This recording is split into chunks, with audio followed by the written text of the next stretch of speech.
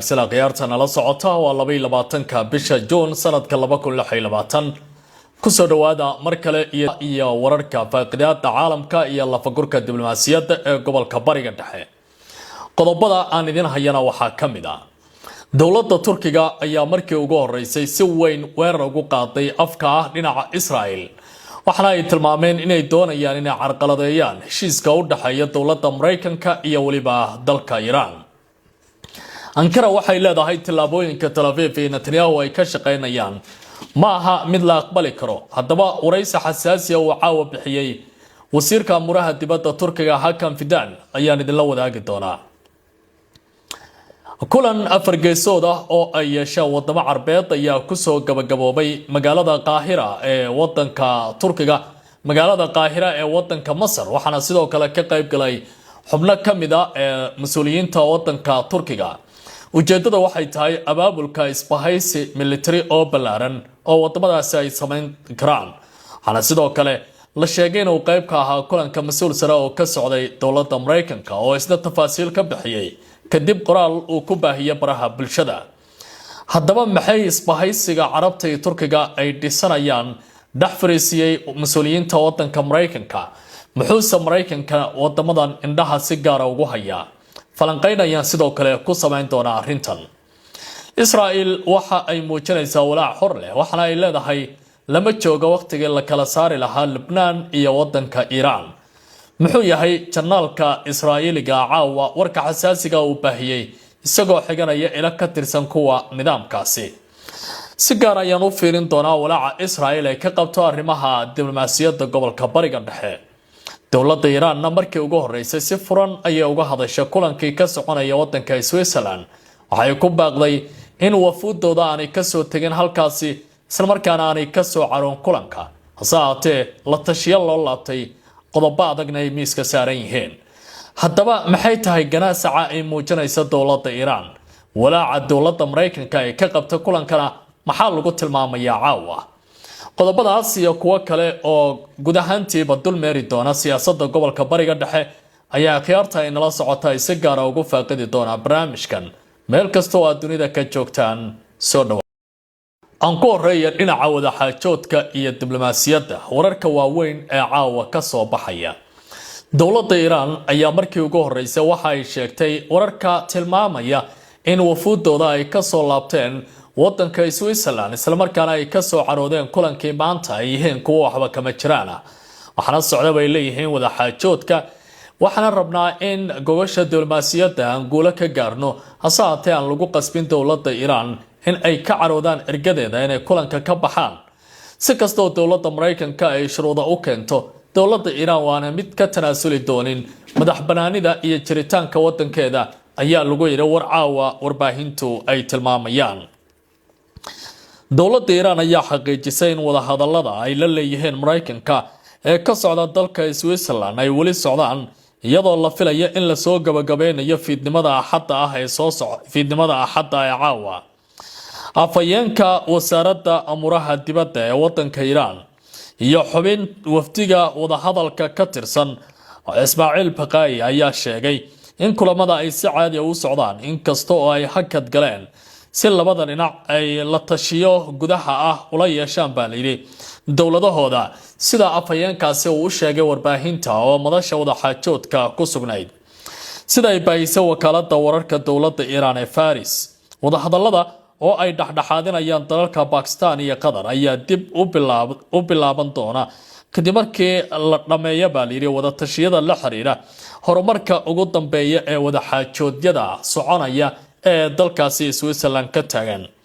telefishinka qaranka dawladda Iran ayaa sheegay in wareegii ugu horeeyay ee wada hadallada maanta uu socdo baa layidhi ku dhawaad 80 daqiiqadood, isla markaana diiradda lagu saaray xaaladda wadanka Lebanon iyo sida xal looga gaari karo colaadaha halkaasi ka taagan.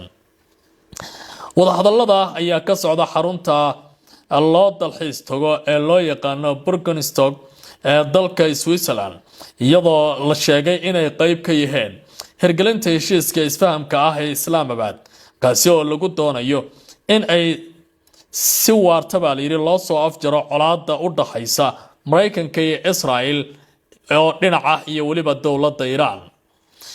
dhanka kale xubin ka tirsan wafdiga wadahadalka dowladda Iiraan ayaa Qarbaan Rida la yiraahdo ayaa u sheegay Tehran in ay la joojin doonin dagaalka Lebanon haddii aan la joojin booyada dagaalka Lebanon inay u aragto shuruud aas-aasi ah oo heshiiska burburin doonta. waxa uu sheegay qodobka 13aad ee heshiiska isfahamka inuu yahay udub dhaxaadka wadahadalka hadda soconaya maadaama uu gogol xaar u yahay ka doodista 5 arrimood oo waaweyn oo xoogga la saari doono. waxaana ka mid ah in la soo afjaro dagaalka ka socda jihooyinka kala duwan ee gobolka, in la qaado go'doominta saaran wadanka Iiraan, in la furo marinbiyoodka istiraatiijiga ee Hormuz, in Iiraan loo ogolaado inay dhoofiso wax soo saarkeeda iyadoo laga qaadayo cunaqabataynta saliidda, iyo in la sii daayo hantida Iiraan ee dibadda taala. mas-uulkan Iiraaniga ah waxa uu intaasi ku daray in gudoomiyaha baarlamaanka Iiraan Maxamed Baaqir Qaalibaaf oo ku adkaystay in arrinta Lebanon ay tahay mudnaanta koowaad ee Tehran, isla markaana horumarka laga gaarayo qodobo kale oo ku xirnaan doonaan baa layidhi xalka laga gaaro wadanka Lebanon. dowladda Iiraan ayaa wadaxaajoodkan waxa ay ku sameynaysaa luuqadihii ugu adkaa oo saameyn ku yeelanaya wadanka Mareykanka.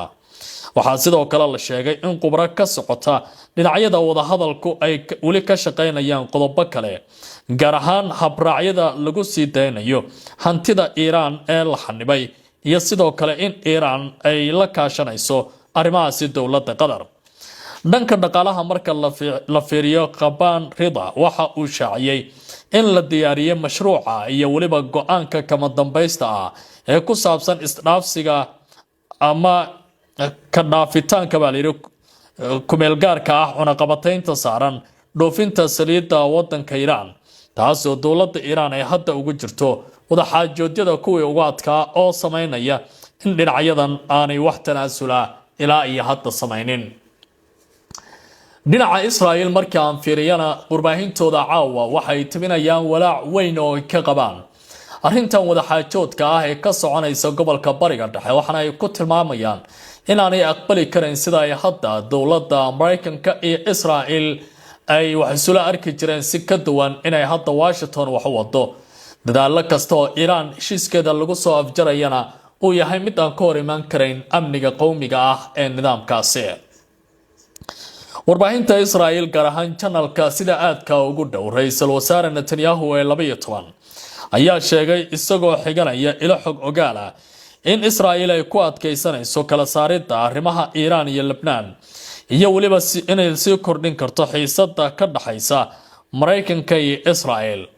ilwareedyadu waxay sheegayaan ciidamada Israa'iil ay marxaladan ku adkeysanayaan waa marka hore in gacanta lagu sii hayo aagga nabadgelyada oo xayndaab ah kaasi oo ku yaala koonfurta wadanka Lebanon, in la dhameystiro burburinta kaabayaasha waaweyn ee dhulka hoostiisa ah ee ku yaala buurta loo yaqaano Tal Ali Al-Tahir ee wadankaasi Lebanon ka tirsan. sidoo kale hay'adaha amniga Israa'iil ayaa ku taliyay in hoggaanka siyaasadda in la kordhiyo heerarka wafdiyada loo dirayo wadahadallada ka socda Washington, in la dejiyo xiriirka lala sameynayo dowladda Lebanon si loo go'doomiyo ururka Hezbollah. warbixintu waxay intaasi ku daraysaa in hay'adaha amniga Israa'iil ay ka walaacsan yihiin in Mareykanka uu diyaarinayo heshiis ballaaran oo ka mid noqon doona wadahadallada lala leeyahay Iiraan, kaasi oo laga yaabo in uu sidoo kale kala laabto baa layidhi dagaalka xaaladda Gaza, taasi oo dowladda Iiraan ay haatan dadaal ku wado Israa'iilna ay u arkayso inay saameyn weyn ku yeelanayso. ugu dambeyntii warbixinta telefishinka Netanyahu taageersan oo caawa sii daayay waxa uu ku sheegay in jihada ay hadda door bidayaan hay'adaha amniga Israa'iil ay tahay tallaabooyinka siyaasadeed oo lagu daro dhaqdhaqaaqyo military halkii lagu koobnaan lahaa oo kaliya awoodda dhinaca dagaalka oo dowladda ama nidaamka Israa'iil ay si weyn hadda ugu doodayaan. dowladda Turkiga ayaa waxay caawa sii daysay sir weyn oo ku saabsan dhinaca Israa'iil, taasi oo la xiriirta wadaxaajoodka gobolka Bariga Dhexe in nidaamka Netanyahu uu doonayo sida ugu fudud oo ku carqaladeyn karo. sidaasi waxaa wakaalada wararka Anadolu News Agency uu sheegay wasiirka amuraha dibadda ee wadankaasi waa Turkiga ee Hakan Fidan oo hore u soo maamulay hay'adda sirdoonka wadankaasi ee MIT da lagu magacaabo. wasiirka amuraha dibadda ee wadanka Turkiga Hakan Fidan ayaa sheegay in Israa'iil ay si dhow la socoto wada hadallada u dhaxeeya Mareykanka iyo Iran isla markaana ay sugayso fursadaha ugu horeeyay oo ay ku carqaladeyn karto is-afgaradka labada dhinac hadda u dhaxeeya. Fidan ayaa hadalkan sheegay Axadda maanta isagoo wareysi siiyay wakaalada wararka Anadolu intii uu ku sugnaa magaalada Al-Qaahira halkaasi uu kaga qayb galayay shirka afraad ee wasiirada amuraha dibadda ee Turkiga, Masar, Pakistan iyo waliba dalka Sacuudiga. waxa uu sheegay in maanta ay Switzerland ka bilowdeen kulamadii farsamada ee ugu horeeyay ee lagu hirgelinayo heshiiska is-afgaradka ah oo ay gaareen Washington iyo Tehran, isagoo xusay in arinta telefoon uu kula hadlay ergada gaarka ah ee Mareykanka u qaabilsan bariga dhexe waliba ergada gaarka ah ee Steve Witkoff. Fidan ayaa sheegay in labada dhinac ay muujiyaan rabitaan siyaasadeed oo ku saabsan qodobada muhiimka ah. waxa uu rajo ka muujiyay dadaalada xoogan ee soconaya inay gabi ahaantoodba caqabad weyn wajihi karaan. waxa uu tilmaamay heshiiskiisa afgaradka inuu xambaarsan yahay qodobo muhiim ah oo dib loogu dhigaya baa lidhi ka doodistooda muddo 60 maalmood ah si loo helo waqti lagu dhammaystiri karo faahfaahin farsamo oo muhiim ah. dhinaca kale waxa uu soo hadal qaaday wasiirka amuraha dibadda ee dalka Turkiga in xalka u helidda qodobada farsamada aysan ahayn kuwa sahlan, isagoo carabka ku adkeeyay in loo baahan yahay in la filayo caqabado inay yeeshaan wada hadallada. si gaar ah Hakan Fidan waxa uu soo qaaday nidaamka Israa'iil oo ku tilmaamay inay hadda caqabad weyn ku yihiin wada xaajoodkan iyo waliba wada hadalka hadda u dhaxeeya dowladda Mareykanka iyo waliba nidaamkan Iran. maruu arintaasi ka hadlayay oo isagoo la hadlaya wakaalada wararka Anadolu waxa uu yiri mar walba waxaa jira Israa'iil oo sugaysa fursadda ugu horeysa oo ay ku carqaladeyn karto arrimahan isla markaana ay ku burburin karto geedi socodka wada hadalka, ayuu yiri Fidan. dhinaca kale Fidan ayaa sheegay in wasiirada amuraha dibadda ee dalalka Masar, Turkiga iyo Pakistan ay yeesheen kulan dheer oo looga hadlayay xiisadda siyaasadeed iyo amni iyo dhaqaale ee gobolka bariga dhexe. waxa uu sheegay in afartan dal buu yiri ay yihiin kuwa saameyn badan oo gobolka yeelan kara marka la eego awoodda siyaasadda, dhaqaalada, tirada dadka iyo juqraafi ahaanba, isla markaana ay ka shaqeynayaan xalinta dhibaatooyinka gobolka iyagoo iskaashi la leh baa yiri dunida islaamka iyo guud ahaanba caalamka. Fidan waxa uu sidoo kale xuseen afartan dal ay doonayaan inay soo bandhigaan aragti ku saabsan marxaladda ka dambaysa dagaalka iyo qalaasaha gobolka iyagoo aan xalalka dibadda lagu soo rogin balse lagu dhisayo baa yiri iskaashi buuxa oo gobolka ah. waxaa xusid mudan in Mareykanka iyo Iran 14 Juun ay heshiis is-afgarad ah oo 14 qodob leh ay gaareen, kaasi oo si weyn u saameynaya xiisadda gobolka iyo waliba bariga dhexe meesha uu hadda u soconayo. shirkan ka soconaya magaalada Qaahira oo ay yeelanayaan wadamada tiknoolajiyadda, dhaqaalaha iyo dadka ugu badan ee ku yaala bariga dhexe waxaa haddana soo baxaya in dowladaha waaweyn ee caalamku ay indhaha ku hayaan. dowladda Mareykanka oo hadda gobolka bariga dhexe soo aragtay inay tahay jilaha ugu weyn ee siyaasadda ka shaqeeya ayaa halkaasi u dirtay ergey gaar ah oo Trump u qaabilsan arrimaha Carabta iyo Afrika, waxaana uu markii ugu horeysay ka bixiyay warbixintii ugu horeysay oo shirkaasi uu ka soo saaray. Mas'uud Pelosi, la taliyaha madaxweynaha Mareykanka Donald Trump u qaabilsan arrimaha Carabta iyo Afrika, ayaa shaaciyay faahfaahinta kulanka afargeesoodka ah ee ka dhacay magaalada Qaahira, kaas oo ay ka qayb galeen wasiirada amuraha dibadda dalalka Masar, Sacuudiga, Turkiga iyo waliba dalka Pakistan. qoraal uu ku baahiyay barta X oo horey loo oran jiray Twitter ayuu Pelosi ku sheegay inuu ka qayb galay kulankaasi muhiimka ah oo uu la yeeshay wasiirada amuraha dibadda ee ka qayb galayay, isla markaana si weyn diiradda loogu saaray buu yiri arrimaha ugu waaweyn dhinacyada kulanka waxaa fadhiya Batri Cabdilcaadi oo ah wasiirka amuraha dibadda ee wadanka Turkiga, Amir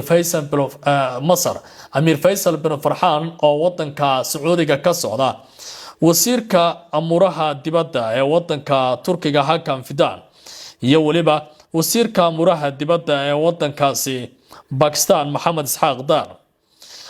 Pelosi waxa uu sheegay in kulanka lagu falanqeeyo arrimo badan oo gobolka ah.